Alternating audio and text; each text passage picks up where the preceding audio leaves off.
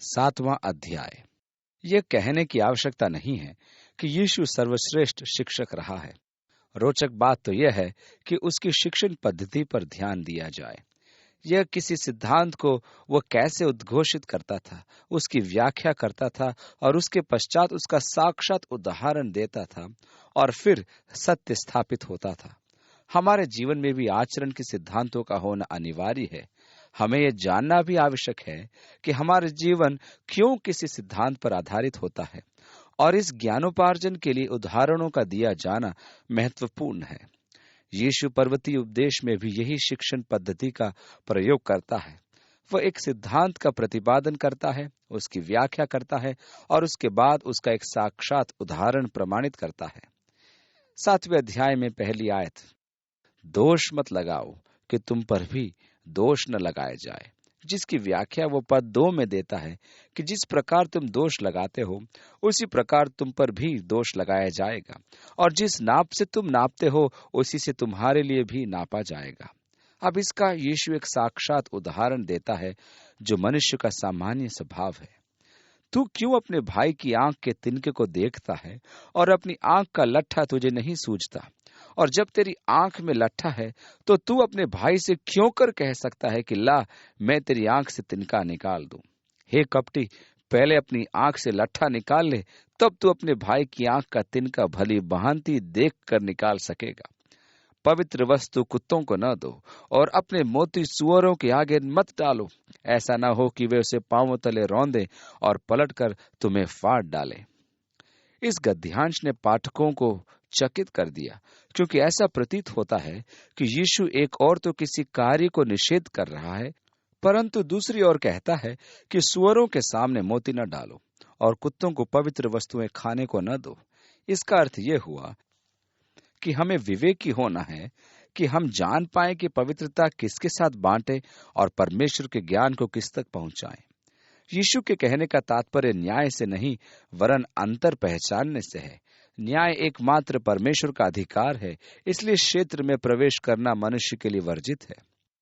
पौलुस रोम की कलीसिया को प्रेषित अपने पत्र में उन दुराचारों का उल्लेख करते हुए जो इस मनुष्य इस संसार में करता है, वह कहता है, हे दोष लगाने वाले, तू कोई क्यों न हो तो निरुत्तर है, क्योंकि जिस बात में तू दूसरे पर दोष लगाता है उसी बात में अपने आप को भी दोषी ठहराता है, इसलिए कि तू जो दोष लगाता है आप ही वही काम करता है।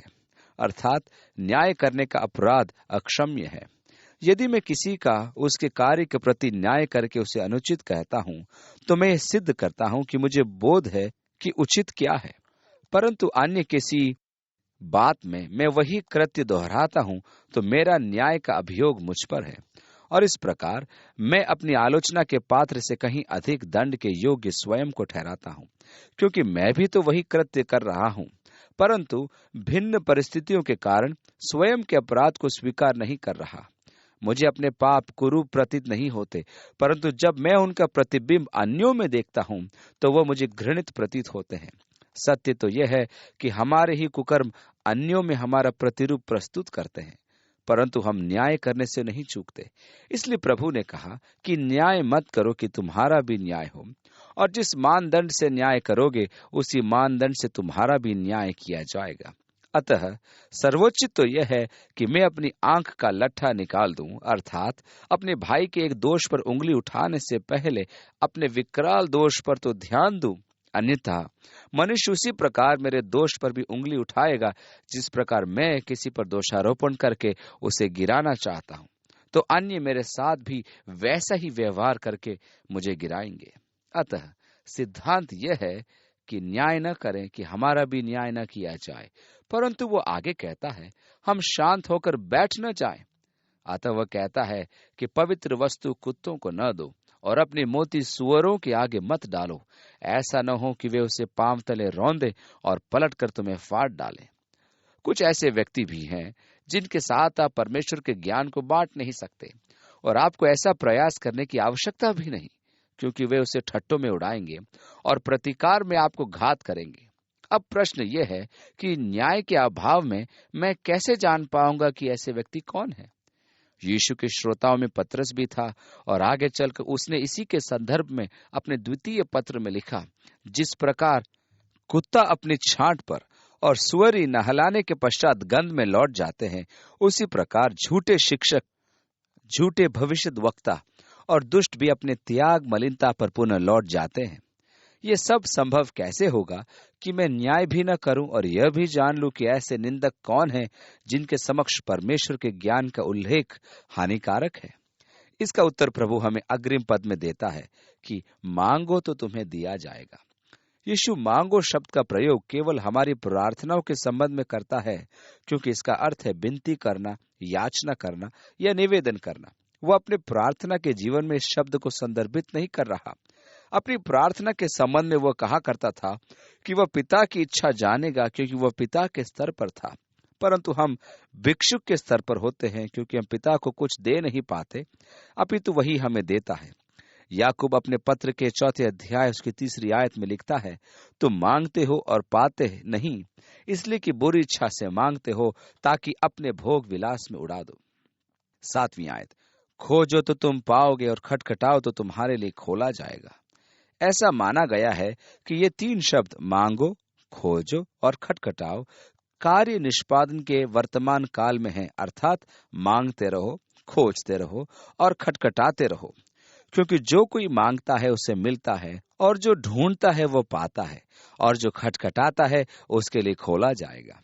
अब यीशु एक जीवंत उदाहरण द्वारा इस सिद्धांत की पुष्टि करता है कि हम में ऐसा कौन मनुष्य है कि यदि उसका पुत्र उससे रोटी मांगे तो वो उसे पत्थर दे, या मछली मांगे तो उसे सांप दे।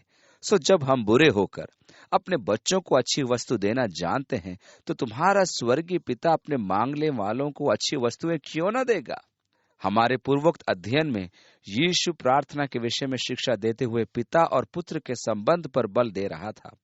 संतान होने के अधिकार से आप किसी भी समय आवश्यकता पड़ने पर अपने पिता के पास जा सकते हैं।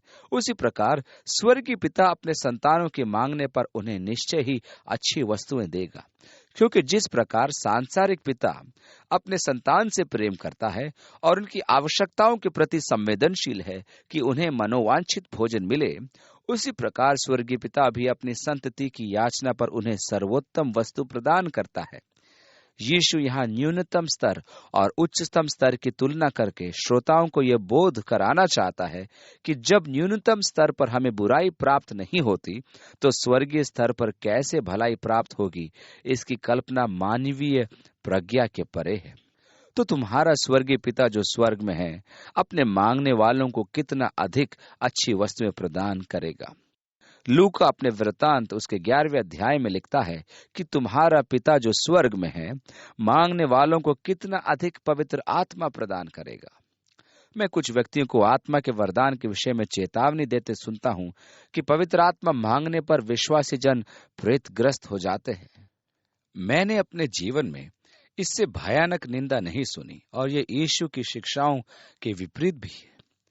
ऐसे अनेक विश्वासी जन परमेश्वर से भयभीत होकर स्वयं को उसके समक्ष समर्पित करना नहीं चाहते कि उन्हें कहीं प्रेतात्मा का अनुभव न हो जाए। ये बिल्कुल गलत है। आप निश्चिंत हो परमेश्वर के समक्ष प्रस्तुत हो जाएं। मेरी चिंता यह नहीं कि परमेश्वर मेरे साथ क्या करेगा, परंतु यह कि यदि मैंने संपूर्ण समर्पण न किया तो मुझे क्या हानि उठानी होगी। परमेश्वर जो भी करे और जैसा भी करे मुझे कोई चिंता नहीं, परंतु ऐसे मनुष्य को परमेश्वर की इच्छा के प्रति भयभीत कर देती है। वह सोचने पर विवश हो जाता है कि ऐसा न हो परमेश्वर मुझे उस भयावह जंगल में सेवा के लिए लेगा, जहां चूहे और सर्प संपूर्ण रात मेरे घास फूस की छत पर नृत्य करते रहें। यह धारणा उचित नहीं। आपका स्वर्गीय पिता आपसे प्रेम करता है और आपके जीवन के विषय में उसकी योजना आपकी निजी योजना से कहीं अधिक अच्छी है। यदि किसी के साथ सर्वोच्च भलाई हो सकती है तो वह है कि स्वयं परमेश्वर की योजना के निमित्त समर्पित कर देना, क्योंकि आपके जीवन के प्रति परमेश्वर की इच्छा का केंद्र बनने से उत्तम अन्य और कुछ भी नहीं। मेरे पास ऐसा पिता है। परमेश्वर के मन में मेरे प्रति सर्वोत्तम भलाई है। जब मैं उसे उस सर्वोत्तम भलाई को पूर्ण करने में बाधा उत्पन्न करता हूं तो वह अप्रसन्न हो जाता है। मेरे विचार में मैं परमेश्वर से अधिक जानता हूं और मैं अपनी इच्छा की पूर्ति करता हूं तो परमेश्वर मुझे झिड़क देता है, जिसका अर्थ यह नहीं कि वह मुझसे प्रेम नहीं करता। समस्या तो मेरे साथ है कि मैं अपने जीवन में परमेश्वर के सर्वोच्च कार्य को बाधित कर रहा हूं। अतः बुद्धिमानी तो यह है कि संपूर्ण रूपे इन परमेश्वर को समर्पण किया जाए, क्योंकि आपका स्वर्गीय पिता आपके सर्वोत्तम भलाई की चिंता करता है। 12वीं आयत। इस कारण का प्रयोग सारांश दर्शाने के लिए किया जाता है। डॉक्टर मैगी का कहना है कि जब इसलिए लिखा देखें तो पूछें किस कारण से। अनेक अर्थ निर्धारक इस शब्द को भूल जाते हैं और व्याख्या असहाय होकर संपूर्ण अर्थ से चूक जाते हैं। इस कारण जो कुछ तुम चाहते हो कि मनुष्य तुम्हारे साथ करे, तुम भी उनके साथ वैसा ही करो, क्योंकि व्यवस्था और भविष्यद्वक्ताओं की शिक्षा यही है। इस भाग का ये अंतिम पद है, न्याय मत करो कि तुम्हारा न्याय किया जाए। तुम जिस नाप से नापते हो, तुम्हारे लिए भी उसी नाप से नापा जाएगा। परमेश्वर इस प्रकार के व्यवहार से स्वयं के लिए एक मापदंड तैयार कर लेता है। यीशु अंत में सारांश प्रस्तुत करता है कि जो कुछ तुम चाहते हो कि मनुष्य तुम्हारे साथ करे, तुम भी उनके साथ वैसा ही करो। मनुष्य प्राय यीशु की शिक्षाओं को अन्य दार्शनिकों की शिक्षा की तुलना में रखता है। यहाँ भी अनेक हैं जो इस शिक्षा को कन्फ्यूशियस की शिक्षा मानते हैं, क्योंकि उसने भी कहा था, मनुष्य के साथ ऐसा व्यवहार मत करो जैसा तुम नहीं चाहते कि मनुष्य तुम्हारे साथ करे। कन्फ्यूशियस की अनेक उदाहरण आज तक प्रचलित है। उनमें से एक उदाहरण है, वह जो मिट्टी उड़ाता है पराजित होता है। अरस्तु ने भी यही कहा, जो तुम नहीं चाहते कि तुम्हारे साथ किया जाए, तुम भी अन्यों के साथ मत करो। सुकरात कहता है, जिस कृत्य से तुम प्रसन्न न होते हो, उसे अन्यों के साथ न करो। इन विचारों की तुलना यीशु की शिक्षाओं से नहीं की जा सकती, क्योंकि यहाँ प्रसंग विपरीत है और स्वार्थ से संबंधित है। अर्थात यदि नहीं चाहता कि कोई मुझे घात करे या लूट ले, तो मैं भी अन्य को घात नहीं करूंगा या लूटूंगा नहीं। परंतु यीशु ने सकारात्मक शिक्षा प्रस्तुत की है। कहने का अर्थ यह है कि जहां अन्यों की शिक्षा में यदि घृणा नहीं करने की शिक्षा दी गई है, तो यीशु ने प्रेम करने की शिक्षा दी है। कन्फ्यूशियस की शिक्षा में मैं किसी की चोरी नहीं करूंगा, परंतु यीशु की शिक्षा में मैं किसी को वदान्य दान दूंगा। अन्यों की शिक्षा में मनुष्य नहीं करता है, अर्थात वह निष्क्रिय हो जाता है, परंतु यीशु की शिक्षा में मनुष्य को करना है, अर्थात वह भलाई में सक्रिय रहता है। अब यहाँ इस कारण शब्द हमारी सहायता हेतु उपस्थित है। यीशु की इन शिक्षाओं के अनुकरण के लिए यीशु ने कहा कि ऐसा करने के लिए मांगो, खोजो और खटखटाओ के परमेश्वर पवित्र आत्मा के वरदान से इन समस्त अनिवार्यताओं की पूर्ति का हमें सामर्थ्य प्रदान करे। यीशु ने एक सिद्धांत का प्रतिपादन किया, उसकी व्याख्या की, उसका उदाहरण दिया, और अब आता है क्रियाशीलता का आग्रह, जो यीशु चेतावनी से आरंभ करके सकारात्मक क्रियाकलाप से निष्पादित करता है। 13वीं आयत। सकेत फाटक से प्रवेश करो, क्योंकि चौड़ा है वह फाटक और चाकल है वह मार्ग जो विनाश को पहुंचाता है, और बहुतेरे हैं जो उससे प्रवेश करते हैं। क्योंकि सकेत है वह फाटक और सकरा है वह मार्ग जो जीवन को पहुंचाता है, और थोड़े हैं जो उसे पाते हैं। यीशु ने स्पष्ट किया कि सकेत फाटक से प्रवेश करो। जहां मार्ग सकरा है, वहां समर्पण, अभिषेक की आवश्यकता है। यह सिद्धांत प्रत्येक कार्य में प्रासंगिक है। यह केवल मसीह लक्ष्य प्राप्ति के संदर्भ में नहीं, वरन प्रत्येक कार्य के सफलता का मार्ग है। इस पद के साथ साथ हमें यूहन्ना अध्याय 14 का स्मरण आता है, जहां फिलिप्पुस और थोमा द्वारा यीशु से उसके प्रस्थान के मार्ग की जानकारी मांगने पर यीशु ने कहा था कि वही मार्ग, सत्य और जीवन है। यीशु सकरे मार्ग के विषय विवेचन के पश्चात कहता है कि झूठे भविष्यद्वक्ताओं से सावधान रहो। जब उसने स्वयं को मार्ग कहा, तो उसका तात्पर्य अनंत जीवन से था, क्योंकि वही मार्ग है, वही सत्य है और वही जीवन है। अनेक जन जो मुझे संकीर्ण मानसिकता का व्यक्ति कहते हैं, वे निश्चय ही मानसिक आधुनिकीकरण पर ध्यान देते हैं। कुछ व्यक्ति मार्ग को इतना अधिक चौड़ा बनाना चाहते हैं कि समस्त मानव जाति उस पर चल पाए। इस मार्ग में लेश मात्र आर्थिक उत्साह मनुष्य को अनंत जीवन का अधिकार बना देता है, परंतु यीशु ने कहा, अनंत जीवन में पहुंचने का मार्ग अत्यधिक संकीर्ण है और फाटक सकेत है। उस मार्ग पर चलने वालों की संख्या बहुत कम है। विनाश के मार्ग पर तो बड़ी भारी भीड़ है। अतः यदि कोई आपको संकीर्ण मानसिकता का दोष देता है, तो प्रभु की स्तुति करो कि आप सही मार्ग में हैं, क्योंकि चौड़ा मार्ग विनाश का मार्ग है अब हमें झूठे भविष्यद्वक्ताओं के विषय में देखें कि यीशु क्या चेतावनी देता है। 15वीं आयत में, झूठे भविष्यद्वक्ताओं से सावधान रहो, जो भेड़ों के भेष में तुम्हारे पास आते हैं, परंतु अंदर से फाड़ खाने वाले भेड़िए हैं। धर्मशास्त्र में झूठे भेड़ियों के विषय में अनेक चेतावनियां हैं और यहाँ पुनः न्याय करने का विषय उत्पन्न होता है। मुझे ऐसा विवेक विकसित करना है कि मैं झूठे भविष्यद्वक्ता को पहचान लूं। इन झूठे भविष्यद्वक्ताओं की विशेषता यह है कि वे भेड़िए का रूप धारण किए प्रकट नहीं होते, वे बाह्य रूप से भेड़ों के सदृश प्रतीत होते हैं। अब प्रश्न यह है कि मैं झूठे भविष्यद्वक्ता को कैसे पहचानूं? हमारे पास यीशु का वचन है, मार्ग, सत्य और जीवन मैं ही हूं, और मेरे बिना पिता के पास कोई नहीं पहुंच पाता। यदि कोई यह शिक्षा दे कि यीशु की अपेक्षा कोई अन्य मार्ग भी है और संकीर्ण मार्ग की अपेक्षा कोई अन्य मार्ग है, तो वह झूठा भविष्यद्वक्ता है। आज अनेक हैं जो केवल जीवन शैली तथा कार्यों पर बल देते हैं और यीशु को पृथक कर देते हैं। ध्यान देने का एक महत्वपूर्ण विषय यह भी है कि वे भविष्यद्वक्ताओं के समक्ष गुणी दर्शाते हैं और सत्य भी कहते हैं। इस प्रकार वे पहचाने नहीं जाते कि वे झूठे हैं। Herbert Armstrong, जेहोवा witness, Joseph Smith, इनके लगभग सब उपदेश सत्य से संबंधित थे।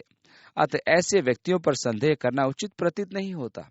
ऐसे व्यक्तियों को पहचानने के लिए बहुत ही ज्यादा विवेक की आवश्यकता होती है, अर्थात ये देखना कि उद्धार के विषय में वे क्या आपको संकीर्ण मार्ग से लेकर सीधे द्वार में प्रवेश कराते हैं या नहीं। क्या वे मसीह पर निर्भरता एवं विश्वास में शिक्षण प्रदान करते हैं या केवल धर्मांतर में? क्या वे आपको कलीसिया में आस्था रखने का प्रोत्साहन प्रदान करते हैं? यदि ऐसा नहीं है तो वे निश्चय ही झूठे शिक्षक हैं। एक झूठा शिक्षक भेड़ों के पोषण की अपेक्षा उनका शोषण करते हैं। आप देखेंगे कि वे सदैव पैसों का ही आग्रह करते हैं और जब आप एक बार फंस गए तो वे आप पर आर्थिक बोझ बढ़ाते चले जाते हैं। पत्रस भी अपने द्वितीय पत्र अध्याय 2 में कहता है कि पूर्व में भी लोगों के मध्य झूठे भविष्यद्वक्ता हुआ करते थे, जैसा कि आज तुम्हारे मध्य झूठे शिक्षक है। वे छल पूर्वक विनाश की झूठी शिक्षाओं का प्रचार करेंगे और प्रभु का इनकार करेंगे।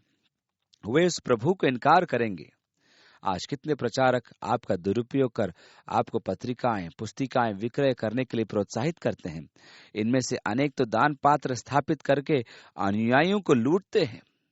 ध्यान रखिए कि परमेश्वर न तो कंगाल है और न ही वो अपने कार्य में मनुष्य पर किसी रूप से निर्भर रहता है। परमेश्वर किसी को बाध्य करके और परेशान करके दान नहीं लेता। पौलुस कहता है कि न तो बाध्य होकर न ही कष्ट वहन द्वारा दान करो। उनके फलों से तुम उन्हें पहचान लोगे। क्या झाड़ियों से अंगूर व ऊंट कटारों से अंजीर तोड़ते हैं? इसी प्रकार हर एक अच्छा पेड़ फल लाता है और निकम्मा पेड़ बुरा फल लाता है। अच्छा पेड़ बुरा फल नहीं ला सकता और न निकम्मा पेड़ अच्छा फल ला सकता है। जो पेड़ अच्छा फल नहीं लाता वह काटा और आग में डाला जाता है। सो उनके फलों से तुम उनको पहचान लोगे। अर्थात उनके कथनों एवं शिक्षाओं से अधिक उनके जीवन आचरण पर ध्यान दीजिए और आप उनके जीवन से उन्हें पहचान लेंगे। यीशु यह भी कहता है कि स्वर्ग में प्रवेश कौन करेगा? जो मुझसे हे प्रभु कहता है, उनमें से हर एक स्वर्ग के राज्य में प्रवेश न करेगा, परंतु वही जो मेरे स्वर्गीय पिता की इच्छा पर चलता है। सर्वप्रथम तो ये जान लिया जाए कि जो भी मसीह को प्रभु न कहता हो वह स्वर्ग नहीं जाएगा, क्योंकि पौलुस ने कहा है कि उद्धार हेतु मसीह को प्रभु स्वीकार करना आवश्यक है। परंतु यीशु ने कहा कि इनमें से कई एक स्वर्ग में प्रवेश नहीं करेंगे। यीशु ने किसी अन्य अवसर पर यह भी कहा कि तुम मुझे क्यों प्रभु कहते हो, जबकि तुम मेरी आज्ञाओं का पालन नहीं करते। हम प्राय ये सोचते हैं कि प्रभु यीशु का प्रथम नाम है, यीशु दूसरा नाम तथा मसीह तीसरा नाम, और इस प्रकार प्रभु यीशु मसीह उसका संपूर्ण नाम। वास्तविकता तो यह है कि वह हमारा प्रभु अर्थात स्वामी या जीवन दाता है। इसलिए प्रभु कहने के पश्चात उसका आज्ञा पालन करना हमारे जीवन में एक अनिवार्य और अभिन्न अंग है। यीशु ने कहा कि उसके जन कहने में तो न्यायोचित हैं, परंतु करने में विद्रोही हैं। अतः एक विद्रोही स्वर्ग में प्रवेश नहीं कर सकता। शिमोन चर्मकार के आवास पर पतरस को दर्शन एवं उसका इनकार एक सर्वोत्कृष्ट उदाहरण है, जिसमें प्रभु ने उसे केवल आज्ञा पालन का निर्देश दिया था। हम भी अनेक अवसरों पर प्रश्न करते हैं, विवाद करते हैं और यहाँ तक कि उसे चुनौती भी देते हैं, परंतु ये याद करते हैं कि हम उसके दास हैं और हमारा उत्तरदायित्व केवल आज्ञा पालन है। कई बार इसे हम भूल जाते हैं। हमारी समस्या है कि हम उसके पद को उसका नाम समझते हैं। धर्मशास्त्र के अनुसार वह दिन भी आएगा जब हर एक जीव उसको प्रभु कहकर स्वीकार करेगी, परंतु वे सब स्वर्ग के राज्य में प्रवेश नहीं करेंगे, केवल वे जो मेरे स्वर्गीय पिता की इच्छा की पूर्ति करेंगे। इसका अर्थ सरल है कि भाषा तो अपने स्थान पर है, परंतु कृत्य भी परमेश्वर के मनोवांछित होने की आवश्यक है। आज्ञा पालन का अर्थ है कि हम मसीह यीशु के स्वामित्व को स्वीकार करते हैं, अन्यथा यह प्रभु का नाम व्यर्थ में लेने का अपराध हुआ। इसलिए यीशु ने अग्रिम पद में कहा है कि उस दिन बहुतेरे मुझसे कहेंगे, हे प्रभु, क्या हमने तेरे नाम से भविष्यवाणी नहीं की और तेरे नाम से दुष्टात्मा को नहीं निकाला और तेरे नाम से बहुत अचंभे के काम नहीं किए? ये तो प्रभु का आदेश और प्रतिज्ञा है। फिर अब क्या समस्या उत्पन्न हो गई? वही समस्या कि स्वर्गवासी परमेश्वर की इच्छा की पूर्ति नहीं की गई। अतः वह उत्तर देगा, मैंने तुमको कभी नहीं जाना, हे कुकर्म करने वालों, मेरे पास से चले जाओ। निसंदेह ही उन्होंने प्रभु के नाम में चमत्कार किए, परंतु परमेश्वर की इच्छा अनुसार उसको महिमा नहीं दी। सबने अपनी ख्याति तथा अपने महिमा हेतु ये कार्य किए।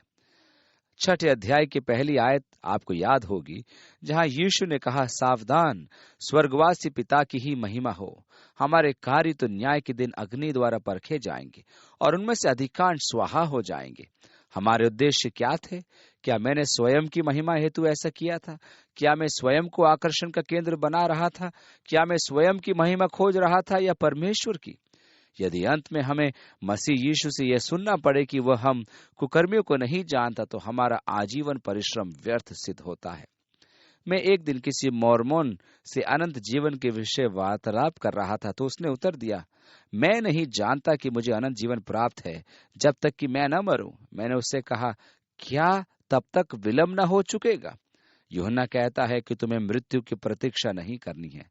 पहला यूहन्ना 5 की उसकी 13वीं आयत में लिखा है, तुम जानो कि अनंत जीवन तुम्हारा है।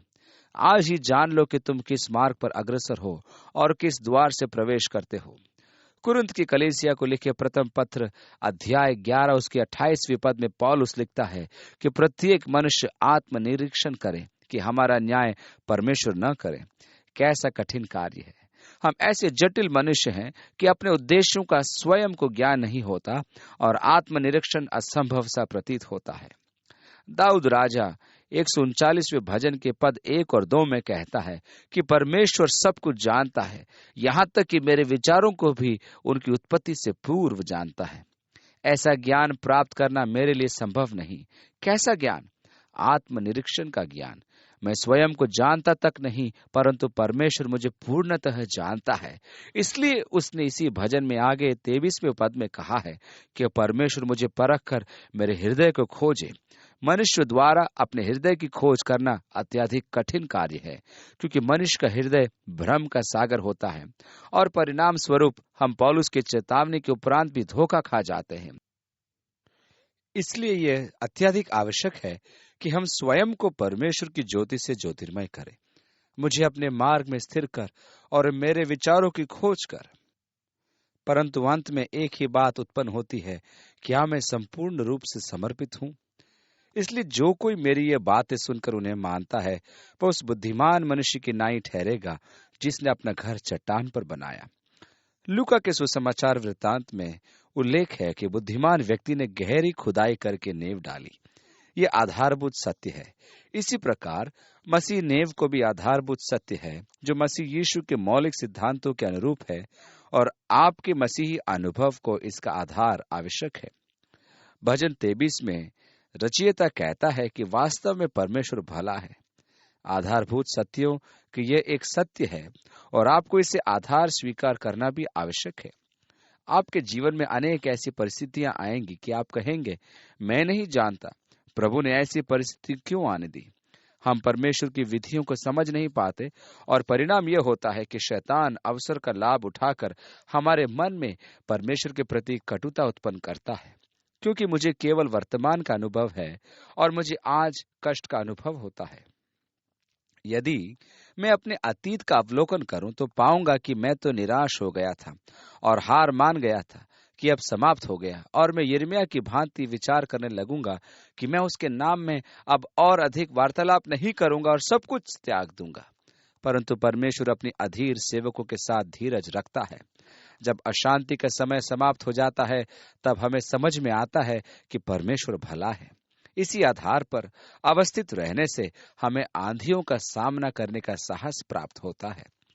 भजन का रचयिता कहता है कि परमेश्वर उन सब के साथ भला है जो उसके नाम को पुकारते हैं। हम प्राय दुष्टों पर और उनकी समृद्धि पर दृष्टिपात करते हैं और ये धारणा बना लेते हैं कि परमेश्वर की सेवा में कोई लाभ नहीं, क्योंकि हम जीवन तथा गुप्त भेदों के अंतर ग्रहण नहीं कर पाते, क्योंकि हमारा आधार दृढ़ नहीं है। ध्यान दीजिए कि यीशु क्या कहता है, और मेह बरसा और बाढ़ें आई। बुद्धिमान हो या मूर्ख, सब पर समस्या, दुख तथा कठिनाइयों की बाढ़ आएगी। मैं परमेश्वर की संतान हूं, इसका अर्थ यह नहीं कि मुझ पर विपत्तियां नहीं आएंगी। पत्रस की पहली पत्री, उसका पहला अध्याय और 12वें पद में पत्रस कहता है, हे प्रियो, जो दुख रूपी अग्नि तुम्हारे परखने के लिए तुम में भड़की है, इससे यह समझकर अचंभा न करो कि कोई अनोखी बात तुम पर बीत रही है।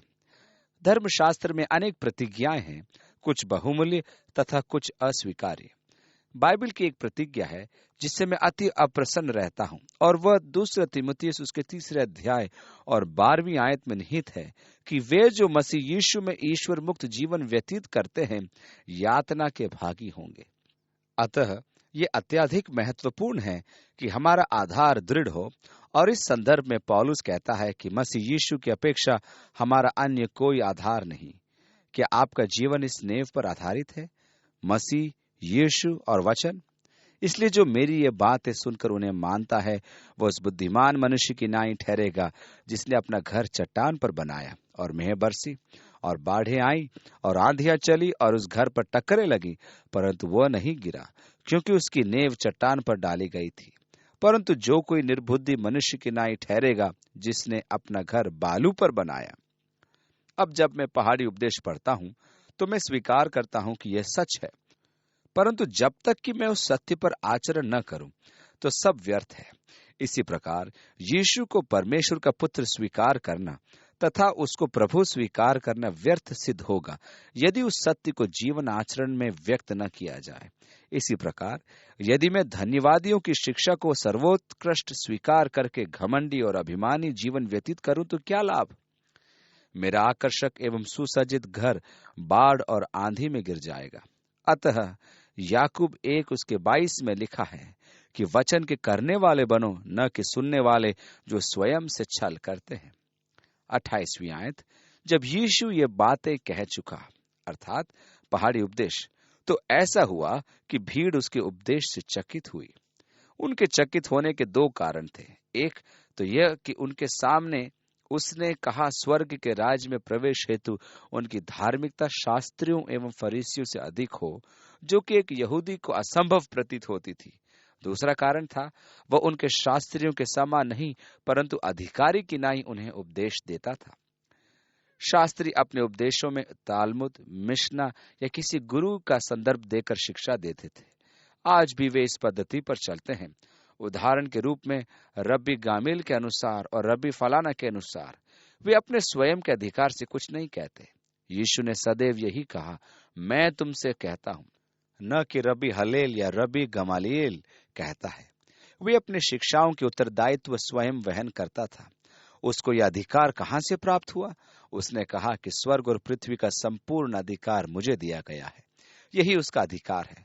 इस अधिकार प्रदर्शन का परिणाम है असंख्य अनुयायी। अतः सावधान रहें कि झूठे शिक्षक जो अधिकार से वचन को विकृत करते हैं और उनके अनेक अनुयायी बन जाते हैं, हमें उनके फल तथा मार्गदर्शन का पथ भी देखना है। हमें पर्वतीय उपदेश का पुनरावलोकन करके सुनने वालों की अपेक्षा करने वाले बनना है, जिससे कि हमारा आधार चट्टान हो और हम आंधियों तथा बाढ़ों में स्थिर रहें। पिता, तेरे वचन के अध्ययन के अवसर के लिए हम तेरे आभारी हैं। प्रभु, हमने तेरे सत्य को सुना है। हम तेरे सत्य में जीवन आचरण करना चाहते हैं, उसमें बने रहना चाहते हैं। इसलिए तू हमारी सहायता कर। यीशु के नाम में आमीन।